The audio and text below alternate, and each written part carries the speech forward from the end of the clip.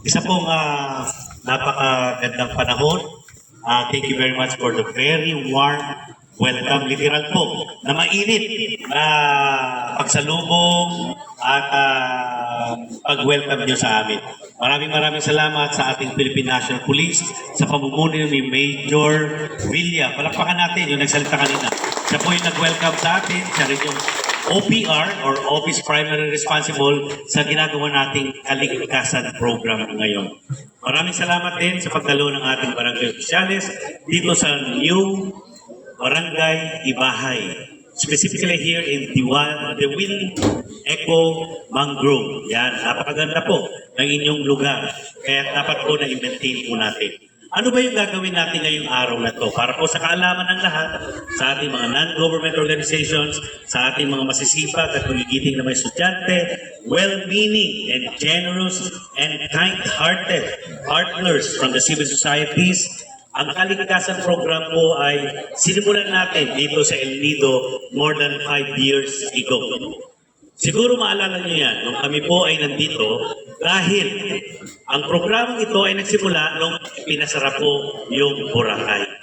Boracay was closed by the former president, PRRD, so the PNP came up with Kaligtasan program.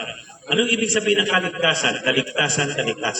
Protecting the environment, securing the citizenry, specifically the tourists, both local and foreign tourists. Yun po ang kahalagahan at importansya ng ating programang kaligtasan.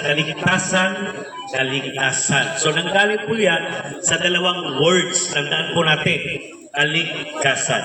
Ang kaligtasan program po, kagaya sinabi ko, ay nagsimula sa Boracay. Then sumunod po ang paglunsad namin ng kaligtasan dito po sa El Nido more than 5 years ago. Nakakalungkot lang. Dahil yung nangyari sa Boracay ay parang may nagbabadya na gano'n din ang mangyari sa ating El Nido. Siguro nabalitaan nyo. Hindi ko na po ito itatago kasi alam naman ng lahat na ito ay laman na ng social media at pinag-uusapan. So we are here to create awareness and at the same time to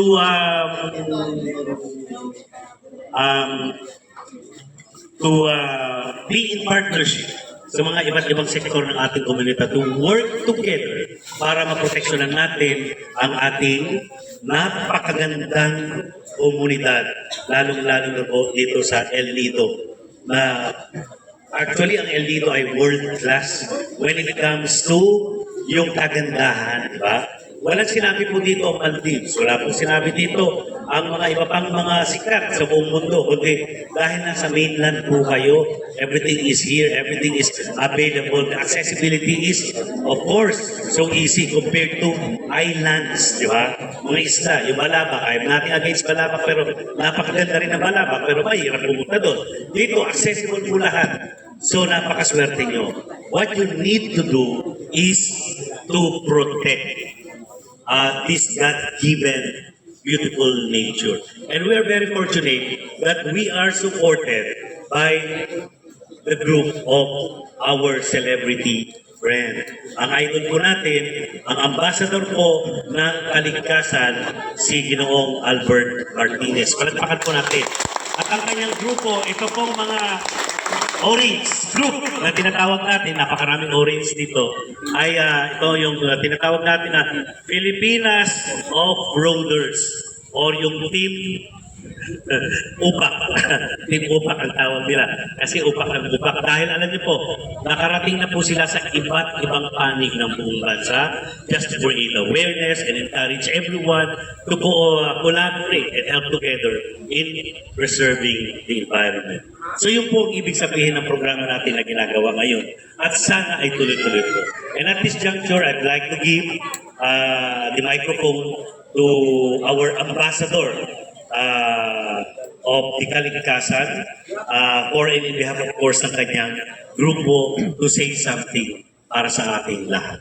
Ito po si Ginoong Albert Martinez. Palakpakan natin ang ating kaibigan.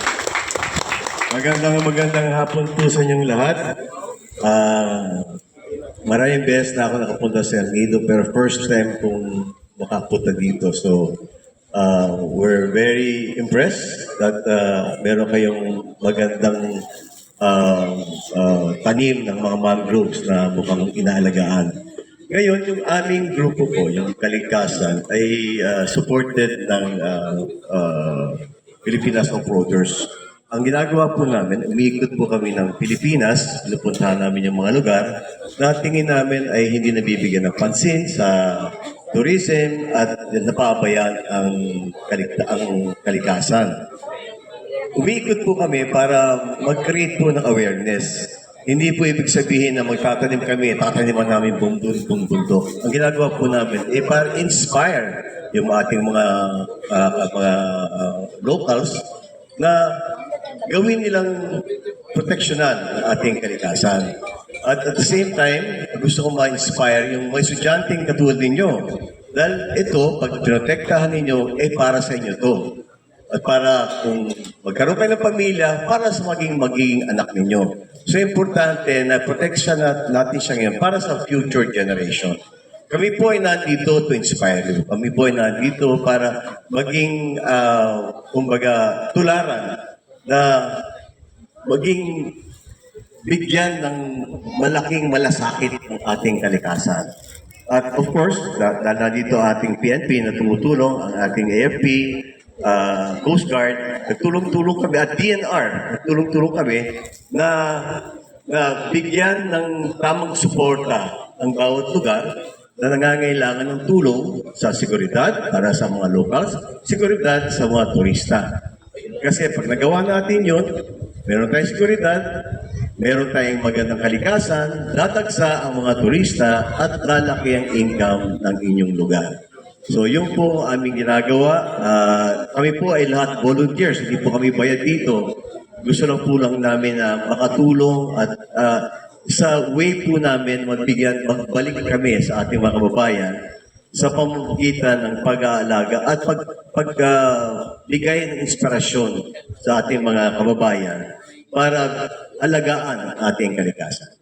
Sana po, pagkatapos po ito ay hindi ito ningas-kugon. Pagtapos po ito, sana continuous yung gagawin na alagaan ang ating mangroves at continuous natin gagawin na kung meron man na naninira ng ating kalikasan, andyan po ating kapulisan na i-inform natin, andyan po ang DNR at kung sino mang agency na narapat para maiwasan po natin yung ganun. Dahil para po sa inyo to, para sa pamilya nyo, para sa future generation.